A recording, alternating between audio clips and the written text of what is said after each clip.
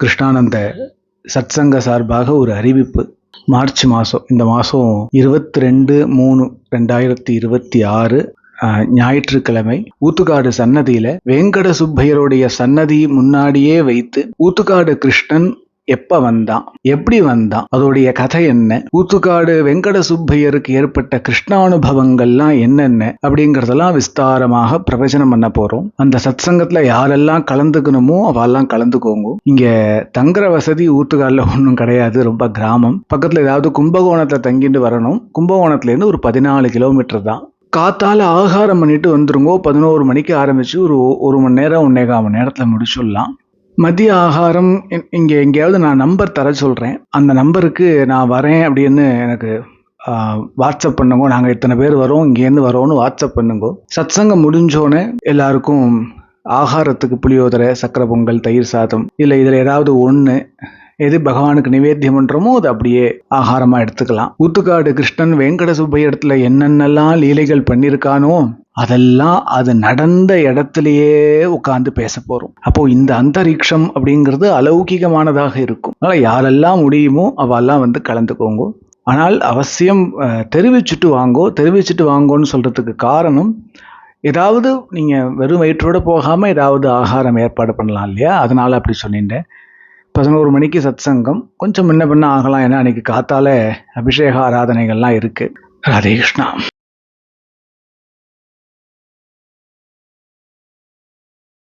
அது மாதிரி வித்வான்களை போய் ஆசிரியிக்க சொல்லல இங்க ஆதிசங்கரர்.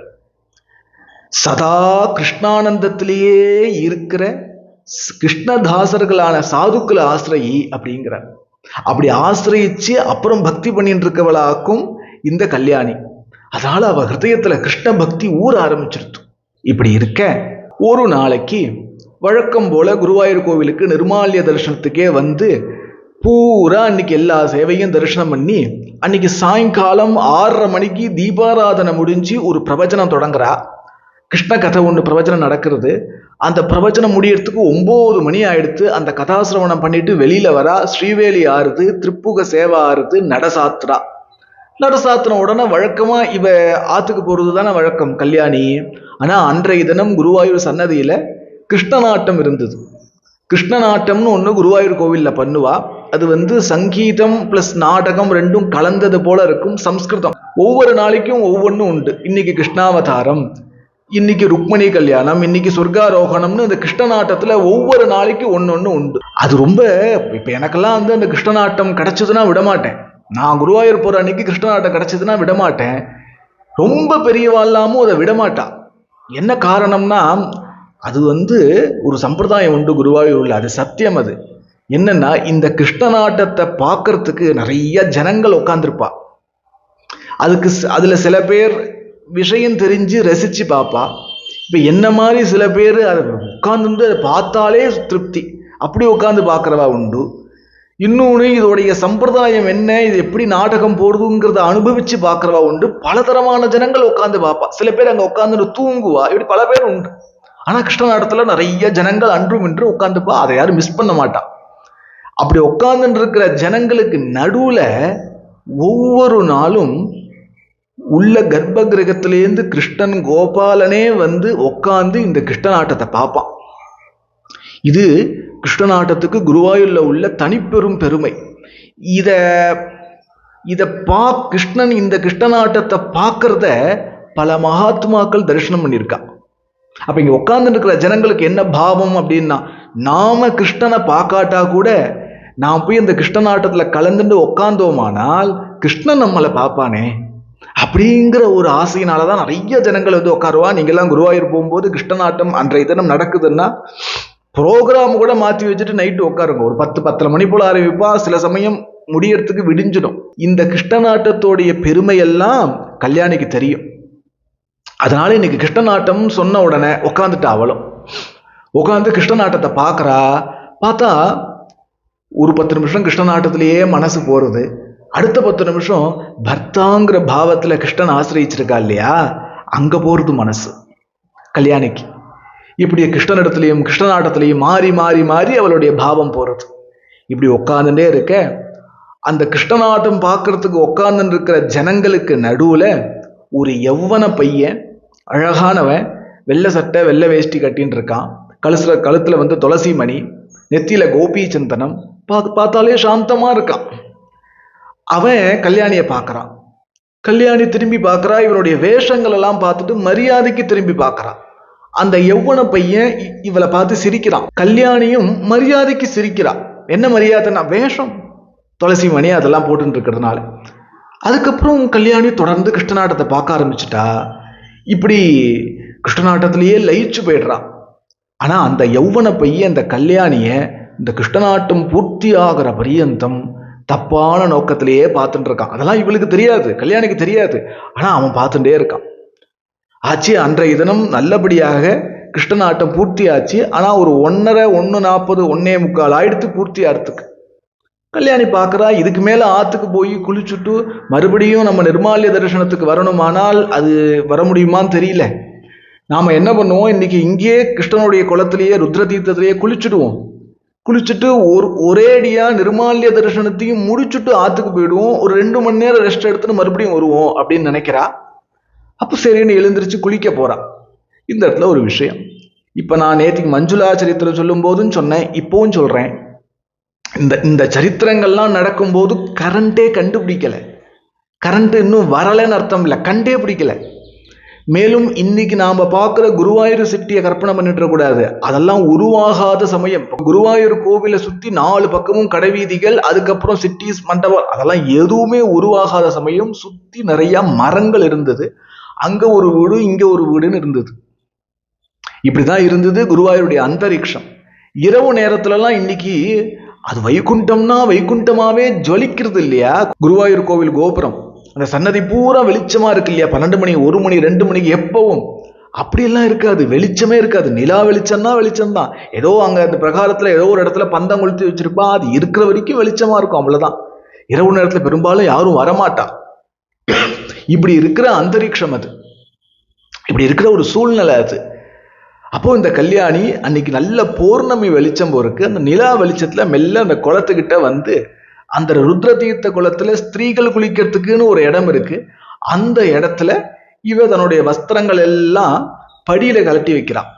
பூச்சிப்பட்டு இல்லாம, நிலா வெளிச்சத்துல எங்க பூச்சிப்பட்டு இல்லாம இருக்கோ அங்க வைக்கிறா. வச்சுட்டு ஒரு வஸ்திரம் மாத்திரம் கட்டிட்டு குளிக்க இறங்குறான். இவ்வளவையும் மறைஞ்சு இருந்து அந்த யௌவன பையன் பார்த்துன்னு இருந்திருக்கான். கல்யாணி தீர்த்தத்துல இறங்கின உடனே பட்டுன்னு அவனும் தீர்த்தத்துல இறங்கி கையை பிடிச்சிட்டான். தப்பான பாவத்துல கையை பிடிச்சிட்டான். இது பிடிச்சோன்னா அவ ஹிருதயம் ஒரு க்ஷணம் பதறி போயிடுது. எந்த ஸ்திரீக்கு தான் பதறாது? ஆனா இவளுக்கு இன்னொரு பதட்டம் என்னன்னா, மனசும் உடம்பும் உள்ள இருக்கிற கிருஷ்ணனுக்குங்கிற பாவத்துல வாழ்ற என்ன, அதையும் அபகரிச்சுன்னு ஒருத்தன் வந்துட்டானேங்கிற ஒரு துக்கம், ஒரு பயம். பதறிட்டா. என்னை விடுடா, என்னை விடு, என்னை விடுன்னு கத்துறான். நீ இப்ப விடலன்னா நான் சத்தம் போட்டு ஊரை கூப்பிட்டுடுவேன், சத்தம் போட்டு எல்லாரையும் கூப்பிடுவேன் அப்படிங்கிறா இவன். அவன் சொல்றான், வேற கத்தாத, ஏன் கத்துற? நீ என்னை பார்த்தியா இல்லையா? நீ என்னை பார்த்து சிரிச்சியா இல்லையா? ரொம்ப கத்துற அப்படிங்கிறான் அவன். என்ன திமிரு பாருங்க. அவ சொல்றா, கல்யாணி சொல்றா, ஆமா சிரிச்சேன். ஏன் சிரிச்சேன்? நீ துளசி மாலை போட்டிருந்த, கோபி சந்தனம் இட்டு இருந்த, கிருஷ்ணநாட்டத்துக்கு வந்திருக்க, நீ ஒரு கிருஷ்ண பக்தனாக்கும் நினைச்சு இந்த வேஷத்தினால உன்னை பார்த்து சிரிச்சேனே ஒழிய, இல்லைன்னா மன்மதனாவே இருந்தா கூட திரும்பி கூட பார்த்துருக்க மாட்டேன்டா அப்படிங்கிற அவன். அவன் சொல்றான், பேரு பேசாம இரு, இப்ப நீ சத்தம் போட்டு யார் வரப்போறா? நீ கூப்பிடுறது இப்ப யாருக்கு கேட்கும்? இப்படின்னு இங்க நடந்துட்டு இருக்க. அது சமயம் அந்த குளத்தோடைய மதில் சுவருக்கு பின்னாடி ஒரு அதிகம்பீரமான கருப்பு ஆள் ஒருத்தன் வந்து நிற்கிறான். நல்ல திண்டா வளர்ந்துருக்கான், தொந்தையும் தொப்பையுமா இருக்கான், நல்ல பலவானா இருக்கான், பெரிய மீசை வச்சுட்டு இருக்கான், தலையில தலப்பாக கட்டின்னு இருக்கான். இப்ப இங்க ஊத்துக்காடு, எங்க ஊர் ஊத்துக்காடு போன்ற கிராமங்கள்ல எல்லாம் இந்த பனைமரம் ஏறத்துக்கு, தென்னைமரம் ஏறத்துக்கெல்லாம் விவசாயிகள் ஒரு பஞ்சகச்ச மாதிரி ஒண்ணு கட்டியிருப்பான். இடுப்பளவுக்கு தான் கட்டியிருப்பான், முட்டி அளவுக்கு தான் கட்டியிருப்பான். அது மாதிரி ஒண்ணு கட்டின்னு இருக்கான். கையில ஒரு பெரிய கோல் கம்பு வச்சுட்டு இருக்கான். இந்த ரூபத்தை டைரக்டா அவ 2 பேரும் பார்க்கல. அந்த ரூபம் வந்து நிக்கிறது, அதோடைய நிழல் இந்த கல்யாணி வஸ்திரங்கள்லாம் கழட்டி வச்சிருக்கா பாருங்க நிலா வெளிச்சத்துல, அதுல வந்து படுறது. இந்த நிழலைத்தான் அவன் பார்க்கறான். இந்த நிழலைத்தான் ரெண்டு பேரும் பார்க்கறா. அந்த பையன் யாரோ வந்திருக்கா போறதுன்னு நினைச்சு இப்படி நிமிந்து பார்க்கறான். ஆள் தெரியல, நிழல் தான் தெரியுது. இந்த கருப்பு உருவம் சொல்றது, யாருங்க, யாருங்க அங்க குளிச்சுட்டு இருக்கிறது? உன்னுடைய மாதாவா இல்லது பாரியாவா இல்ல தங்கையா? யாரு? யாரும் இல்லையானால் உனக்கு அங்க என்ன வேலை? வெளியில வாடா பயல அப்படின்னு இந்த கருப்பு உருவம் மிரட்டுது. உருவத்தை இன்னும் பார்க்கல, சப்தத்தை தான் கேட்டிருக்கான் அந்த யவ்வன பையன். இந்த கருப்பு உருவத்தோடைய சப்தம் எப்படி இருந்ததுன்னா, மகாபாரதத்துல போர் தொடங்கிறதுக்கு முன்னாடி கிருஷ்ணன் தன்னுடைய சங்கு பாஞ்சஜன்யத்தை ஊதுறான். இந்த பாஞ்சஜன்யத்தோடைய சப்தத்தை கேட்டு அங்க எதிர்த்தரப்புல நிற்கிற கௌரவர்கள் அத்தனை பேருடைய ஹிருதயமும் பயத்தினால ஒரு ஆட்டம் கண்டு போச்சான். அப்புறம் எங்க யுத்தம்ன்றது? பயத்தினால ஒரு ஆட்டம் கண்டு போச்சு. அந்த கிருஷ்ணனுடைய பாஞ்சஜன்ய துவனி எப்படி இருந்ததோ அதற்கு நிகரா இருக்கான் இந்த கருப்பா இருக்கிறவன் பேசுறது. வெளியில வாடா இங்க. ஆமா, நீ என்ன சொன்ன? நீ என்ன சொன்ன? கூப்பிட்டா யார் காதுல விழப்போகுதுன்னு கேக்குறியா? யார் வந்து ஹெல்ப் பண்ண போறான்னு கேக்குறியா? இந்த ஊருக்கு வரவாளுக்கு ஏதாவது பிரச்சனையானால் அவளுக்கு ஓடி வந்து உதவுவதற்கு இந்த குலக்கர காவல்காரன் இருக்கேண்டா அப்படிங்கிறான். தன்னை குலக்கர காவல்காரனாக அங்க அறிமுகப்படுத்திக்கிறான். இப்ப நீ வெளியில வரப்போறியா இல்லையா? உங்க ஊர்ல உங்காத்து ஸ்திரீகள் இப்படி குளிக்கும் போது இதர புருஷால் கை வச்சானா அது உனக்கும் உங்க ஊருக்கும் சம்மதமா இருக்கலாம். இது குருவாயூர், இங்க இந்த வேலையெல்லாம் வச்சுக்காத பயல, வெளியில வா. அங்க உனக்கு என்ன வேலை? வரப்போறியா இல்லையா அப்படின்னு மிரட்ட ரொம்ப நடுங்கி போயிட்டான் அந்த யவ்வன பையன். அவன் மெல்ல சப்தத்துல சொல்றான், சாவி தொலைஞ்சு போச்சு, தேட வந்தேன். சாவி நீ வச்ச இடத்துல இருக்கும், அங்க போ, உனக்கு கிடைக்கும். இப்ப நீ வெளியில வரலையானால் உன் உடம்புல தலை இருக்காது பயல அப்படின்னு மிரட்ட, அதுக்கப்புறம் தாக்கு பிடிக்க முடியல. இப்படி வெளியில வந்து கூட போல, அப்படியே அந்த பக்கம் இருக்கிற மதில் சுவர்ல இருட்டோட இருட்டா ஏறி அந்த பக்கமா குதிச்சு ஓடி போயிட்டான். அவன் போன பிறகு அந்த படித்துறை முன்பக்கம் வந்து அந்த கருப்பு உருவம், அந்த குலக்கர காவல்காரன் நிக்கிறான். கல்யாணி அப்படியே பாக்குறான். அவன் எப்படி இருக்கான் தெரியுமோ? பெரிய மீசை வச்சுட்டு இருக்கான். சொன்னேன் இல்லையா, பெரிய மீசை வச்சுட்டு இருக்கான். நல்லா கொளுத்து பெருத்த உடம்பு, கருப்பா இருக்கான். ஒரு பழைய வேஷ்டி கட்டின்னு இருக்கான், கையில ஒரு கொம்பு, இப்படி இருக்கான் அவன். இவனை கல்யாணி பாக்குறான். அப்படியே அப்படியே பாக்குறான். மனசு அவன் குலக்கர காவல்காரன்ட்டே போறது. போலாமா? அப்படி எத்தனை பேர் அவ பார்த்திருப்பா? எத்தனை பேர் பர்த்தா இல்லாம ஒரு ஏகாந்தமா ஒரு ஸ்திரீ ஆத்துல இருக்கான்னா சில புருஷால் தப்பா அணுகிருக்கலாம் இல்லையா? அதையெல்லாம் தவிர்த்துட்டு அதெல்லாம் தாண்டில வந்திருக்கா. இப்ப கூட சொன்னாலே, மன்மதனா இருந்தா கூட திரும்பி பார்க்க மாட்டேன், நான் கிருஷ்ணனுக்கு ஆக்கணும்னு சொன்னா இல்லையா?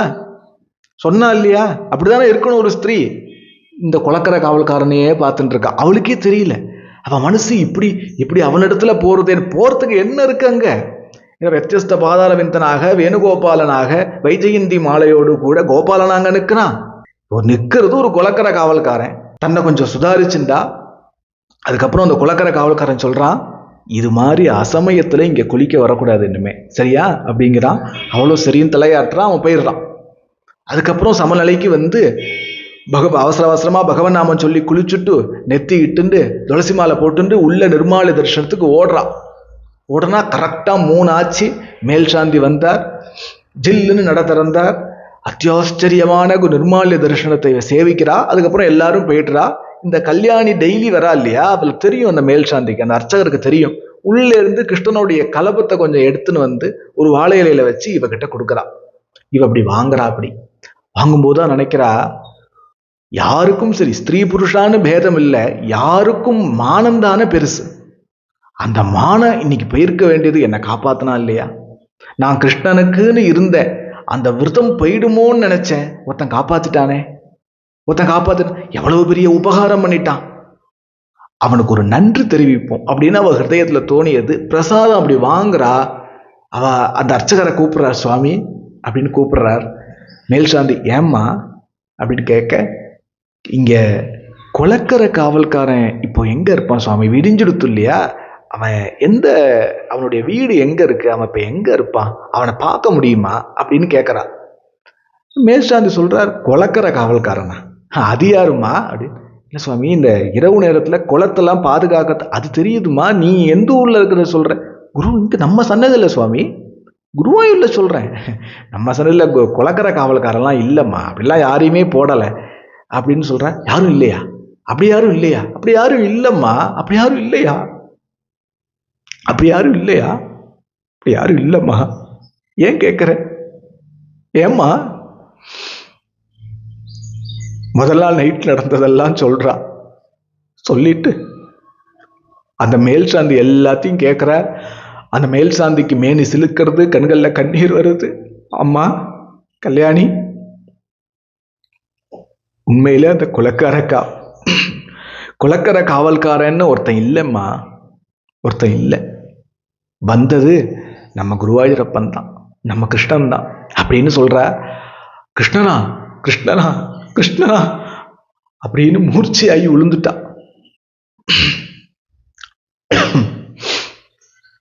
மூர்ச்சையாகி கீழே விழுந்துட்டா. அதுக்கப்புறம் கிருஷ்ணனுடைய அபிஷேக தீர்த்தத்தை அந்த மேல் சாந்தி கொடுத்து மெல்ல சமாதானம் பண்ணி அவளை ஆத்துக்கு அமுச்சு வைக்கிறா. இவ குருவாயூர் சன்னதிலேருந்து தன்னுடைய குடிசைக்கு வந்துட்டு இருக்கா கல்யாணி. அவ அப்படியே நினைச்சு பார்க்கறா, இது என்னது? இது என்ன பாக்கியம் நமக்கு? நான் யாரு? நான் என்ன புண்ணியம் பண்ணிட்டேன்? நான் என்ன பாக்கியம் பண்ணிட்டேன்? எனக்கு என்ன துப்பு இருக்கு? நான் ஏதோ கிருஷ்ணனை பர்த்தான்னு நினைச்சேன் அப்படின்னா அது எனக்கு தகும். ஆனால் அவனும் என்னுடையவள்னு அவன் நினைச்சுட்டானே. காப்பாற்றணும்னா நேரா வந்துதான் காப்பாற்றணுமா? என்னுடையவளா இருக்கிறதுனால தானே நேரா வந்து காப்பாத்தினான். நான் யாரு? ருக்மணியா? நான் என்ன ராதையா? நான் யாரு? என்ன போய் அவன் ஏத்துட்டானே. பர்த்தான்னு சொன்னது சத்தியமாயிடுத்தே அப்படின்னு தன்னுடைய பாக்கியத்தை நினைச்சுட்டு இதுக்கு என்ன காரணம்? இதுக்கு என்ன காரணம்? நான் என்ன தபசு பண்ணேனா? என்ன விரதம் இருந்தேனா? குருவாயூர் கோயிலுக்கு நித்தியப்படி வந்தேனே அப்படின்னு. நான் வந்தேன்னா வர வச்சான் வந்தேன். பகவான் நாம ஜெபம் பண்ணியே நான் பண்ண வச்சான் பண்ணேன். எந்த துப்பும் எதுவுமே நான் பண்ணலையே. எனக்கு ஒரு தகுதியுமே இல்லையே.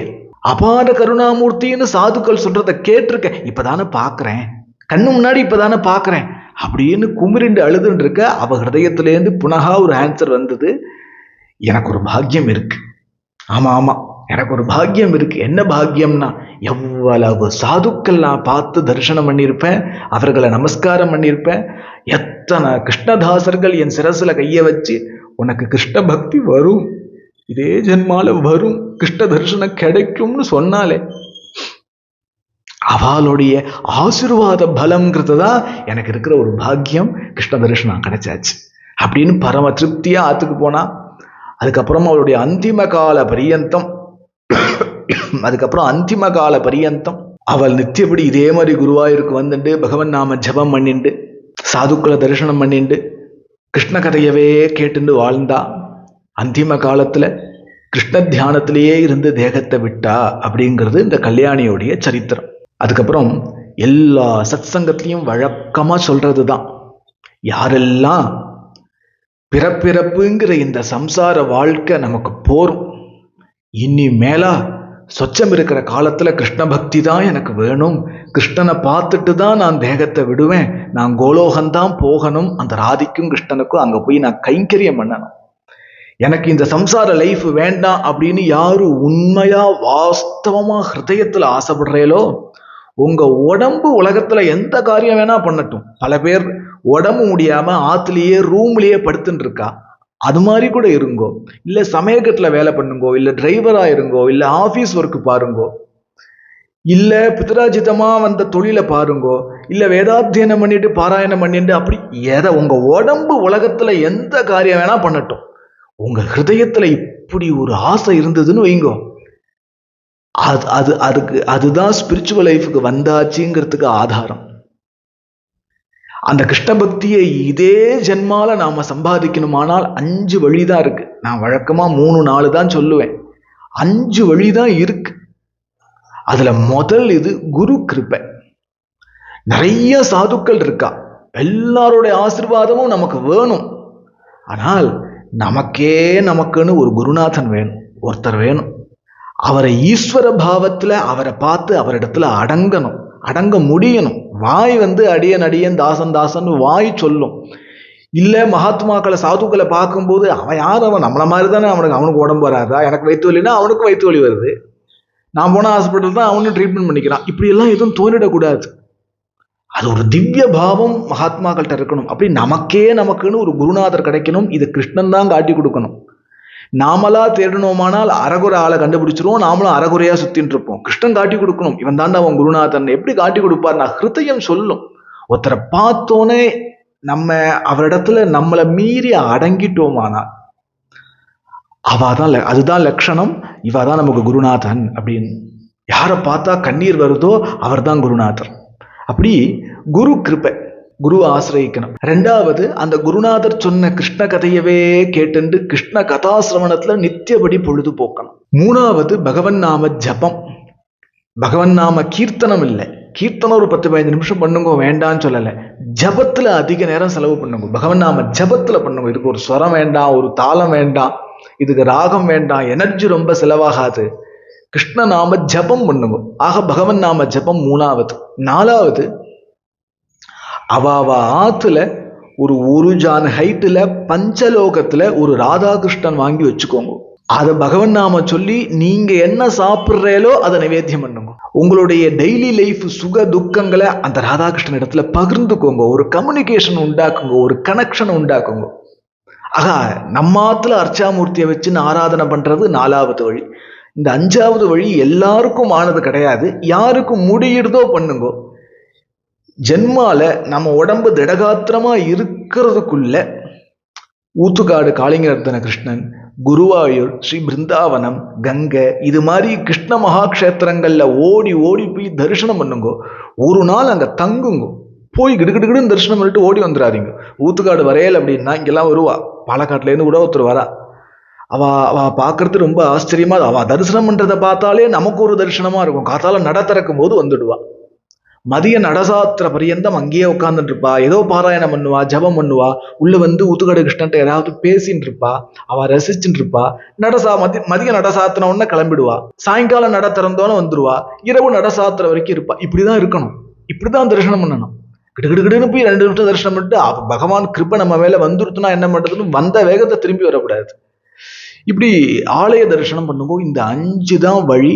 அதுலயும் ரொம்ப முக்கியம் குரு கிருப்பை, சாது சங்கம். இந்த 5 வழியும் முடிஞ்ச அளவுக்கு பின்பற்றின்னு இருக்கோம். இதே ஜென்மால கிருஷ்ணனை பார்த்துட்டு தான் நாம தேகத்தை விடுவோம். மகான்கள் ஒத்துக்கிற அளவுக்கு நமக்கு கிருஷ்ண பக்தி வந்துட்டு தான் தேகத்தை விடுவோம். இனி நமக்கு சம்சாரம் இல்லை. நாம கோலோகத்திலேருந்து வந்தோம்னு சொல்லி ஆரம்பிச்சேன் இல்லையா? திருப்பி கோலோகம் தான் போறோம். ராதாகிருஷ்ணனுக்குத்தான் கைங்கரியம் பண்ண போறோம், அவளைத்தான் தரிசனம் பண்ண போறோம். இந்த 5 விஷயத்தை ஃபாலோ பண்ணுங்க. மறுபடியும் சொல்றேன், உங்க உடம்பு உலகத்துல எந்த காரியம் வேணா பண்ணட்டும். எல்லாரும்லாம் வீட்டை விட்டுட்டு ஓட வேண்டாம். ஓடினாலும் கரையேற முடியாது. அது யாரோ வீட்டை விட்டுட்டு, சொத்துக்களை விட்டுட்டு, சரீர பற்று நீங்கி, சரீர பந்துக்களை பற்று நீங்கி, சரீர கம்ஃபர்டபுளை விட்டு, அது பிருந்தாவனமே கதி, கங்கா தீரமே கதி, யமுனா தீரமே கதின்னு ஏகாந்தமா ஓடுற சில பாக்கியவான்கள் இருக்கா. எல்லாரும் அப்படி இல்லை. அப்படி போனா மட்டும்தான் கிருஷ்ண பக்தி வரும்னு நினைச்சிட வேண்டாம். அப்படி போற பாக்கியவான்கள் இருக்கா, அவளுக்கு நமஸ்காரம். அவ என்னைக்கும் போற்றத்தக்கவர்கள் தான். நாம அப்படி கிடையாது. நம்மளை நாமே பார்த்துக்கணும், நம்ம அதுக்கு அதிகாரியான்னு பார்த்துக்கணும். ஆக இந்த 5 தான் கிருஷ்ண பக்தியை சம்பாதிச்சுக்கிறதுக்கு வழி.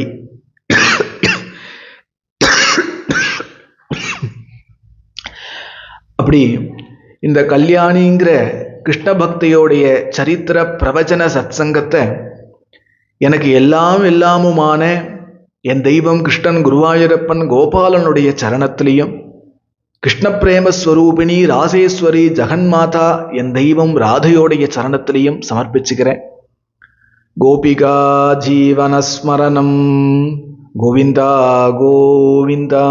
சத்குருநாத் மகாராஜ் கி ஜெய்.